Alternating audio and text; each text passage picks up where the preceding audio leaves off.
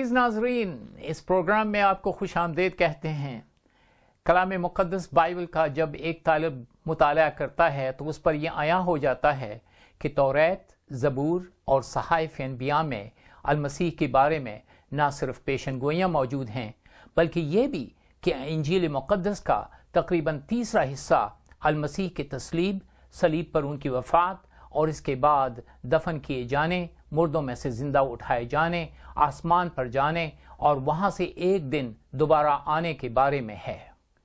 المسیح کے 600 سال بعد قرآن میں اگرچہ مسیح کی وفات اور اٹھائے جانے کے بارے میں سورہ آل عمران اور سورہ المائدہ میں ذکر آتا ہے، لیکن سورہ نساء کی 2 آیات ایسی ہیں جن میں وَمَا قَتَلُوهُ وَمَا صَلَبُوهُ اور اسی طرح سے اگلی آیات میں بل رفعہ اللہ الیہ جیسے الفاظ ہیں، جن کی بنا پر اسلام میں اکثریت کی تعلیم یہ ہے کہ المسیح نے نہ تو صلیب سہی اور نہ اس پر وفات پائی بلکہ بغیر مصلوب ہوئے جسم کے ساتھ آسمان پر اٹھا لیے گئے اور وہاں سے ایک دن پھر ان کا نزول ہوگا۔ کچھ احادیث کی روشنی میں اسلامی روایات یہ بھی ہیں کہ آمد ثانی کے موقع پر المسیح پیغمبر اسلام کی امتی بن کر آئیں گے۔ اس وقت کے امیر الاسلام مہدی کے ساتھ مل کر المسیح جہاد کر کے اسلام رائج کریں گے، اس کے بعد شادی کریں گے، بچے ہوں گے اور بعد میں وفات پا کر مدینہ میں پیغمبر اسلام کی قبر کے ساتھ خالی جگہ میں دفن کیے جائیں گے۔ پھر اس واقعہ کے کچھ عرصہ بعد قیامت کے دن آ جائے گا۔ اسلام میں اس عقیدہ کے برخلاف مسلمانوں کا ایک نیا فرقہ جماعت احمدیہ کے نام سے مرزا غلام احمد قادیانی کی سرکردگی میں 1890 میں ہندوستان میں ظہور میں آیا۔ انہوں نے 1899 میں مسیح کے بارے میں اکثریتی عقیدہ کو چھوڑ کر ایک اور عقیدہ اپنایا کہ اگرچہ مسیح مصلوب ہوئے، وہ مرے نہیں تھے بلکہ محض بے ہوش تھے۔ اس سے پہلے 1890 اور 1899 کے دوران یعنی 10 سال کے دوران مرزا صاحب نے بطور صاحب وحی، نبی، مہدی الزمان اور مسیح الزمان ہونے کا دعویٰ کر کے وفات مسیح کے بارے میں بہت کچھ لکھا۔ چونکہ وہ خود اپنے آپ کو المسیح کی آمد ثانی قرار دے رہے تھے، لہٰذا ان کے لیے یہ ضروری تھا کہ اصل مسیح کی بذات خود آمد ثانی کے عقیدہ کو ترک کر دیں۔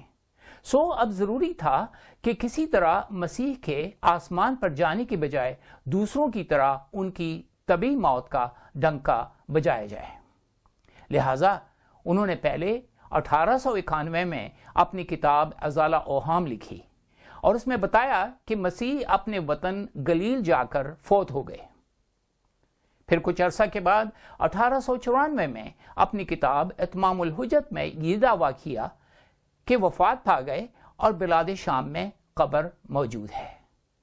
آخر کار 1899 میں ایک کتاب لکھی مسیح ہندوستان میں، جو 1908 میں ان کی وفات کے بعد چھپی۔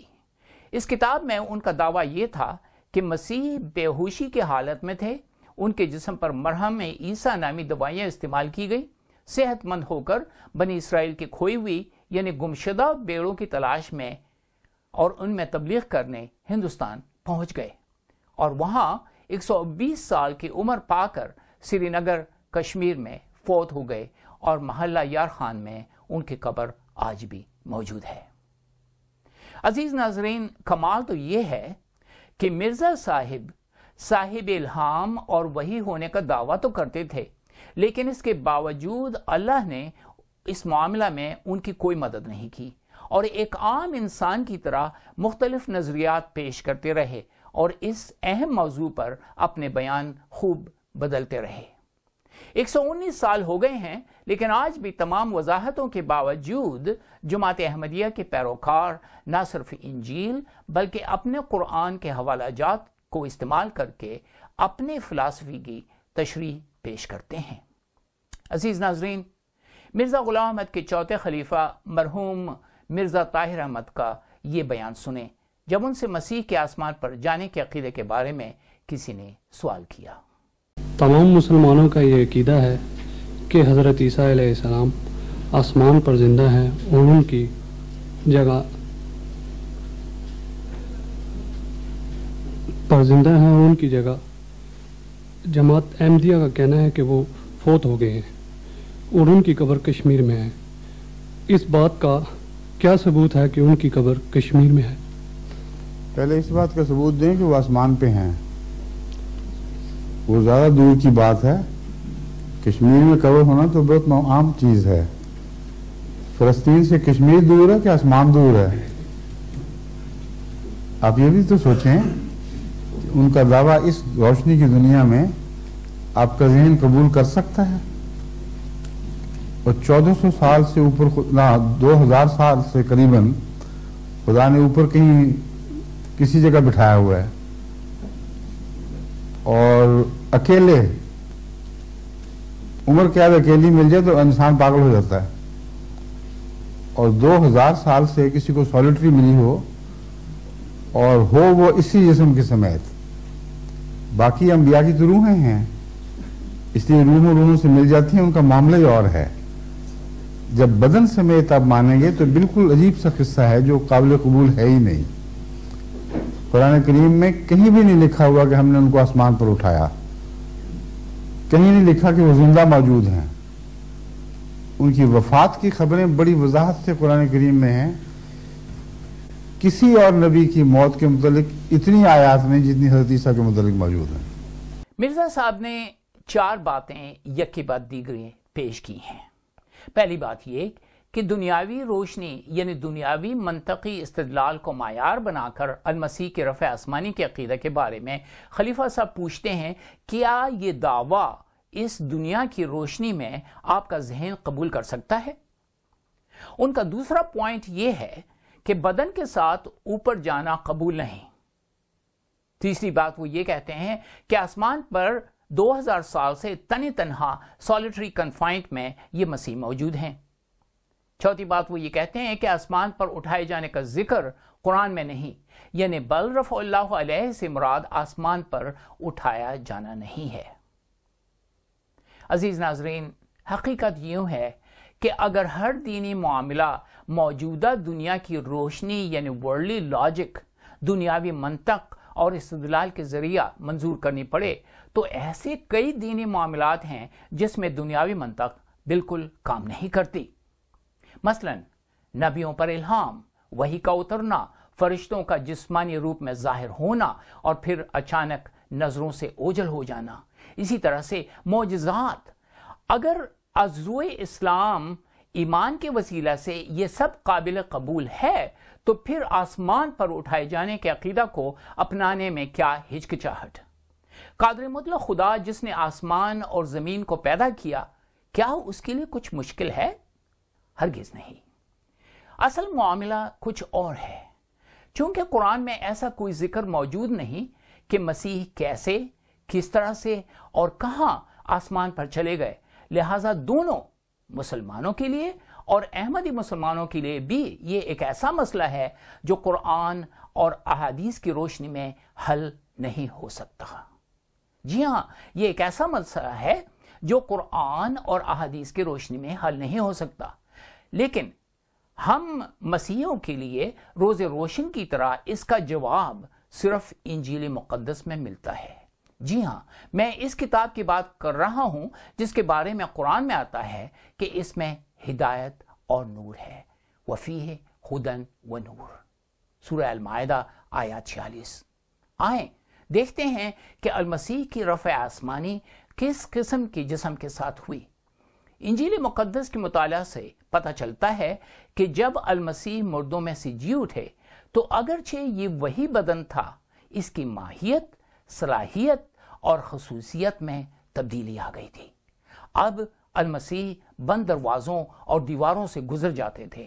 ان کے جسم نے بقا کا وہ جامہ پہن لیا کہ وہ اب مادی اجسام کے قوانین کے ماتحت نہ رہے. پھر یہ بھی کہ وہ کوئی بھوت پریت یا صرف روح بھی نہیں تھے.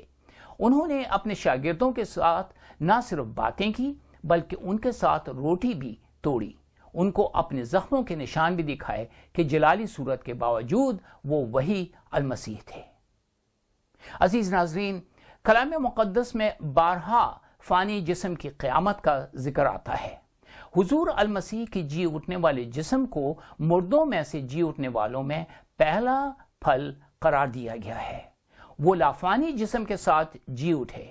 یہ ایک یادداشت ہے کہ ایک دن المسیح کے پیروکار بھی اسی طرح سے جی اٹھیں گے، اور بعض جو مسیح کے آمد پر زندہ ہوں گے آنن فانن تبدیل ہو جائیں گے۔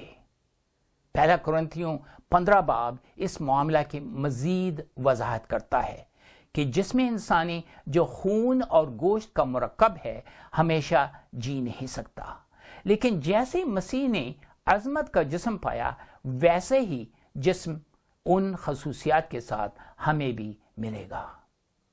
مرزا طاہر صاحب کا دوسرا پوائنٹ المسیح کا آسمان پر تن تنہا یعنی سولیٹری کنفائنمنٹ کا ہے۔ تو صاحب ایسی کوئی بات نہیں۔ یہ معاملہ مسلمان دوستوں کے لیے ایک سوال تو ہو سکتا ہے، ہم مسیحیوں کے لیے نہیں، کیونکہ آسمان پر المسیح اکیلے تن تنہا نہیں بیٹھے، بلکہ وہ خدا قادر مطلق خدا باپ کے قربت میں موجود ہے۔ وہ تن تنہا ہاتھ پر ہاتھ دھرے بور نہیں ہو رہے۔ انہوں نے اپنے جانے سے پہلے اپنے شاگردوں سے فرمایا تھا، میں جاتا ہوں کہ تمہارے لیے جگہ تیار کروں۔ یقیناً ایک وقت مقررہ پر وہ پھر خود اپنے وعدہ کے مطابق اس دنیا میں ایک عادل کی حیثیت سے آنے والے ہیں۔ اب رہ گئی بات گمشدہ بیڑوں کی، تو جماعت احمدیہ کا یہ کہنا ہے کہ اس سے مراد ہندوستان کے شمال میں رہنے والے بنی اسرائیل کے 10 قبیلوں کے لوگ ہیں، اور یہ کہ المسیح شام، ایران اور افغانستان کا سفر کرتے ہوئے آخرکار کشمیر میں پہنچ گئے۔ ویڈیو دیکھیں۔ اسلام سے پہلے بنی اسرائیل کی گمشدہ بھیڑیں بھی تو کشمیر پہنچی تھی۔ ٹھیک ہے جی۔ یعنی تمام وہ 10 قبیلے بنی اسرائیل کے جی جو بنو قد نظر کے زمانے میں دیش نکالا ملنے کی وجہ سے اپنے وطن سے جدا ہوئے اور باہر پھینک دیے گئے، جی وہ قبیلے ہیں جنہوں نے افغانستان کا رستہ اختیار کیا اور کشمیر بھی پہنچے، صحیح ہے اور مغربی محققین تسلیم کرتے ہیں۔ جی۔ اس کے خلاف آج تک کوئی آواز نہیں اٹھی کہ یہ دعویٰ غلط ہے کہ یہ بنی اسرائیلی لوگ ہیں۔ عزیز ناظرین، نہ صرف تاریخ سے بلکہ بائبل سے بھی معلوم ہوتا ہے کہ بنی اسرائیل کے 10 قبیلوں کی سلطنت شمالی اسرائیل پر تھی۔ 724 قبل مسیح میں اسوری فوجوں نے اس پر قبضہ کر لیا اور بہت سے اسرائیلیوں کو جلا وطن کر کے بابل اور فارس میں بھیج دیا، جو موجودہ عراق، ایران اور افغانستان اور شمالی پاکستان اور شمالی ہندوستان ہیں۔ پہلی بات تو یہ ہے کہ ان لوگوں کے لیے لفظ گمشدہ استعمال کرنا غلط ہے، کیونکہ سب لوگوں کو ملک بدر نہیں کیا گیا تھا۔ عزرا اور نہمایہ کے صحیفوں میں ہم پڑھتے ہیں کہ شاہ فارس خورس کے زمانے میں جب اس نے بابل کو فتح کیا تو سارے یہودیوں کو اجازت دی کہ واپس اپنے ملک چلے جائیں۔ اگرچہ 538 قبل مسیح میں بہت سارے یہودی واپس چلے گئے، دیگر نے فیصلہ کیا کہ جن علاقوں میں وہ پیدا ہوئے اور پلے بڑے وہیں رہیں گے۔ اس کی مثال آج کل ایران، شام وغیرہ سے آئے ہوئے مغربی ممالک میں وہ مہاجرین ہیں جو یہاں رہ رہے ہیں۔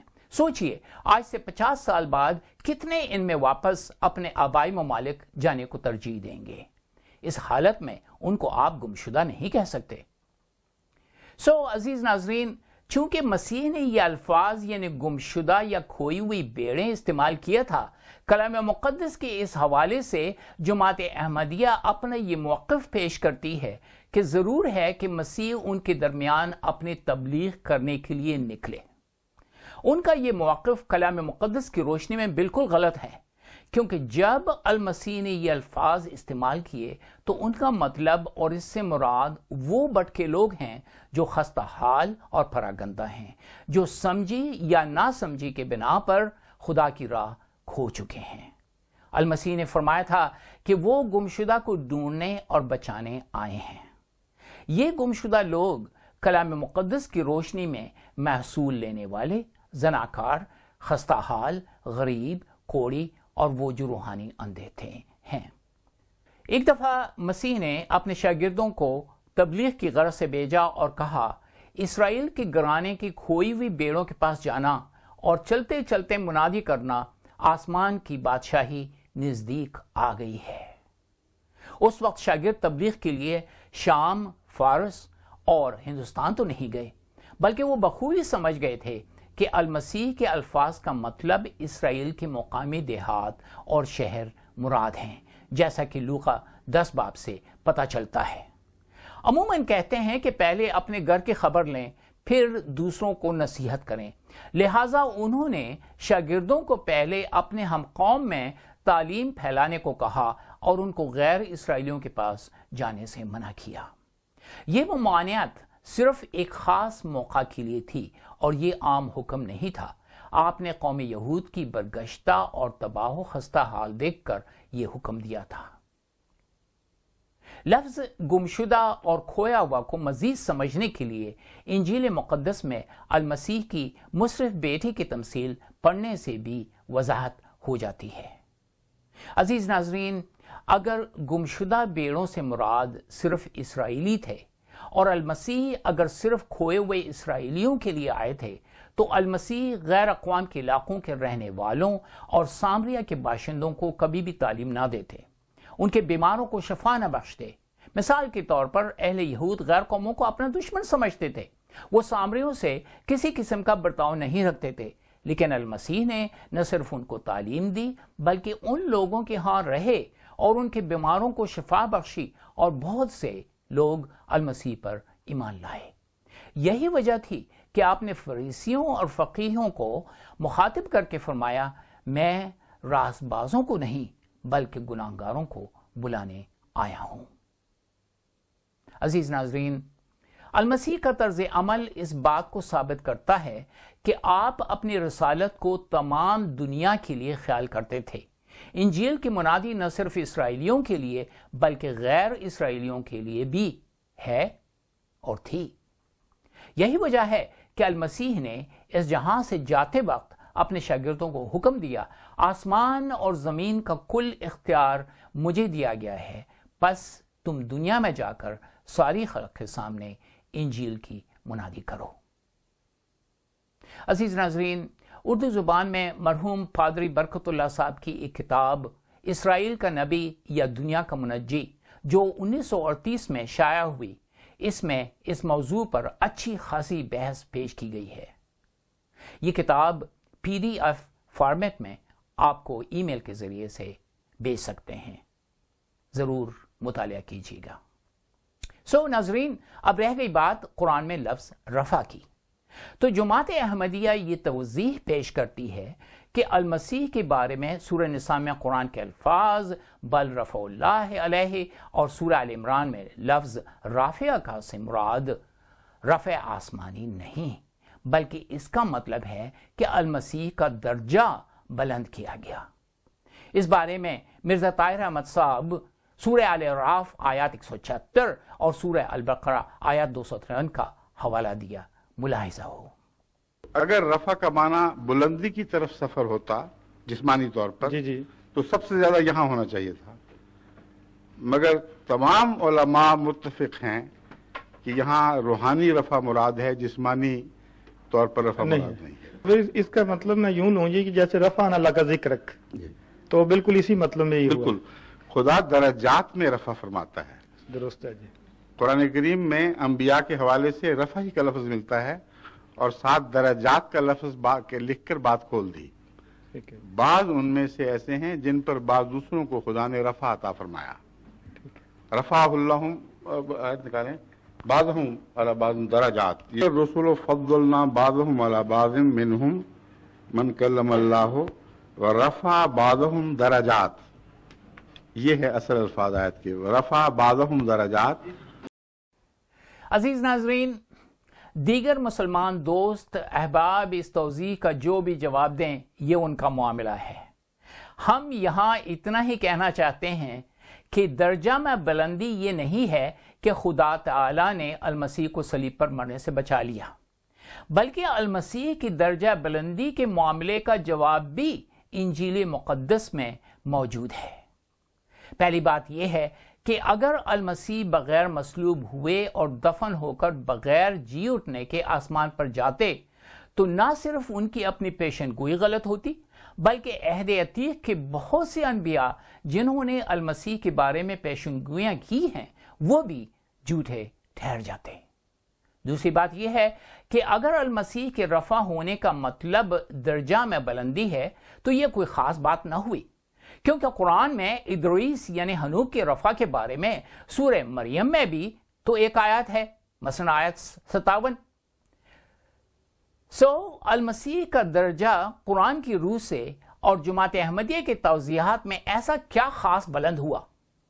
ہم بتاتے ہیں، جبکہ قرآن اس بارے میں بالکل خاموش ہے، لیکن پھر کہیں گے کہ اس کا بھی جواب انجیل مقدس میں ہے کہ کیسے المسیح کا درجہ بلند کیا گیا۔ ملاحظہ ہو انجیل شریف کی یہ آیات۔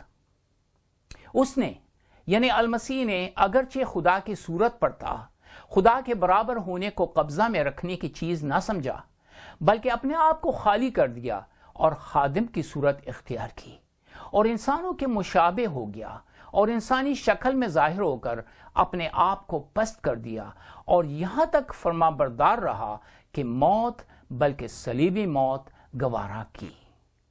اسی واسطے خدا نے بھی اسے بہت سربلند کیا اور اسے وہ نام بخشا جو سب ناموں سے اعلیٰ ہے، تاکہ یسوع کے نام پر ہر ایک گھٹنا جھکے، خواہ آسمانیوں کا ہو، خواہ زمینیوں کا، خواہ ان کا جو زمین کے نیچے ہیں، اور خدا باپ کی جلال کے لیے ہر ایک زبان اقرار کرے کہ یسوع مسیح خداوند ہے۔ یہ ہے اس درجہ کی بلندی۔ کتنے صاف اور سادہ الفاظ میں ساری بات کھول کر انجیل مقدس میں بیان کی گئی ہے۔ مرزا صاحب پوچھتے ہیں کہ اگر مطلب ہے جسمانی رفع تو کیا آج تک کسی کو اٹھتے ہوئے دیکھا ہے؟ کسی کو اٹھتے ہوئے دیکھا گیا؟ نہیں، کبھی نہیں دیکھا جی، بلکہ وہ زمین ہی کی طرف سب چیزیں لوٹتی ہیں۔ بالکل ٹھیک ہے۔ اس کا جواب بھی قرآن اور احادیث میں نہیں بلکہ انجیل مقدس میں موجود ہے۔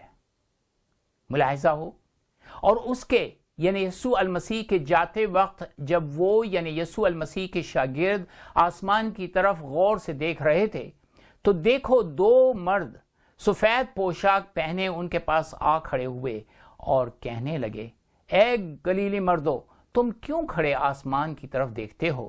یہی یسوع جو تمہارے پاس سے آسمان پر اٹھایا گیا ہے اسی طرح پھر آئے گا جس طرح تم نے اسے آسمان پر جاتے دیکھا ہے۔ عزیز ناظرین، اب سوال یہ کہ کیا قرآن اس بات سے انکار کرتا ہے کہ سیدنا المسیح صلیب پر مرے؟ اور کیا جماعت احمدیہ کا بے ہوشی یا سمون تھیوری کا نظریہ از روئے قرآن درست ہے؟ ان دونوں سوالوں کا جواب یہ ہے کہ پورے قرآن میں صرف سورہ نساء کی ایک آیت ہے جس میں ما قتلوہ وما صلبوہ کا ذکر ہے۔ اس آیات کی بدولت تنقید کرنے والے المسیح کے مصلوب ہونے کا انکار کرتے ہیں۔ لیکن عزیز ناظرین، اگر سیاق و سباق کے ساتھ قرآن میں اس آیات کو پڑھیں تو معلوم ہو جاتا ہے کہ یہ آیات صرف اس بات کا انکار کر رہی ہے کہ یہودیوں کا یہ کہنا کہ ہم نے مسیح کو قتل کر دیا ایسا نہیں ہوا۔ آیات 157 ہے وَقَوْلِهِمْ إِنَّا قَتَلْنَا الْمَسِيحَ عِيسَى ابْنَ مَرْيَمَ رسول اللہ، اور ان کا یہ کہنا کہ ہم نے المسیح عیسیٰ ابن مریم رسول اللہ کو قتل کر دیا، سو ایسا ہرگز نہیں ہوا۔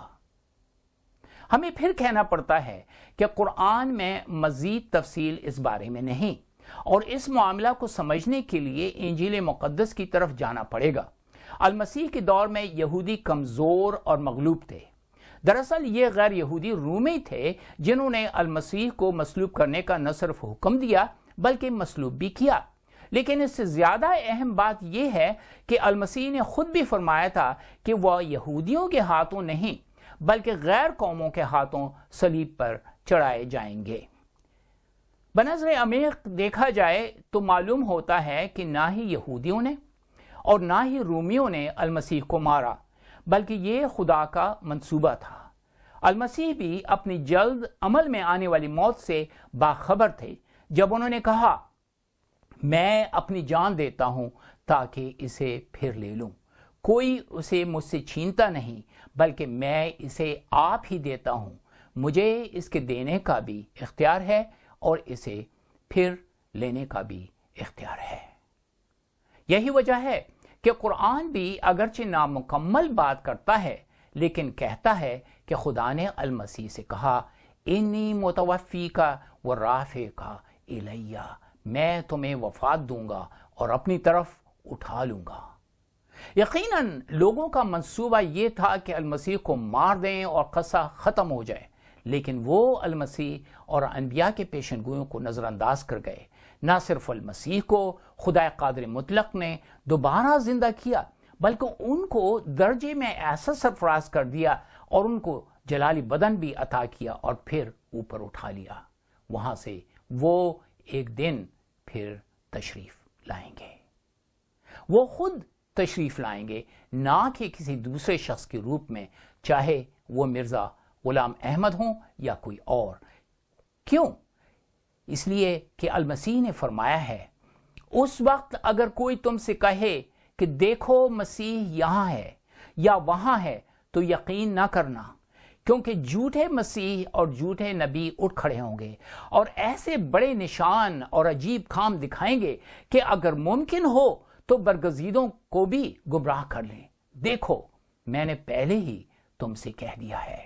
بس اگر وہ تم سے کہیں کہ دیکھو وہ بیابان میں ہے تو باہر نہ جانا، یا دیکھو وہ کوٹھریوں میں ہے تو یقین نہ کرنا، کیونکہ جیسے بجلی پورب سے کوند کر پچھم تک دکھائی دیتی ہے ویسے ہی ابن آدم کا آنا ہوگا۔ عزیز ناظرین، اگرچہ قرآن مسیح کے مرنے کا ذکر کرتا ہے، انجیل مقدس پوری تفصیل سے بتاتی ہے کہ مسیح کہاں مرے، کیسے مرے، کیوں مرے اور کیسے دوبارہ جی اٹھے اور آسمان پر اٹھائے گئے۔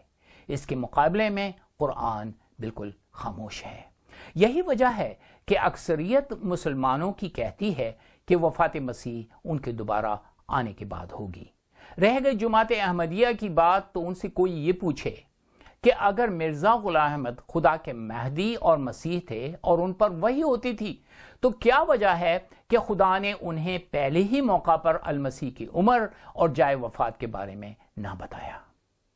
اب رہ گئی بات روزہ بل کشمیر کی، تو یوزاسف کوئی مقامی لوگوں کے پیر صاحب بھی تو ہو سکتے ہیں، بلکہ کئی لوگ تو ایسا ہی مانتے ہیں، اور جیسا کہ باقی دوسرے صدیوں سے بلکہ لوگ مانتے چلے آئے ہیں۔ ہندوستان اور پاکستان میں ایسے بہت سے نامعلوم پیروں اور ان کے مریدوں کے قبریں موجود ہیں۔ حق تو یہ ہے کہ اگرچہ دنیا میں المسیح کے بارے میں بہت سے قصے کہانیاں پڑھنے کو مل سکتی ہیں، لیکن انجیل مقدس کی داستان نے المسیح وہ واحد داستان ہے جو بائبل کی دیگر حصوں کے ساتھ ایک تسلسل کو قائم رکھتی ہے۔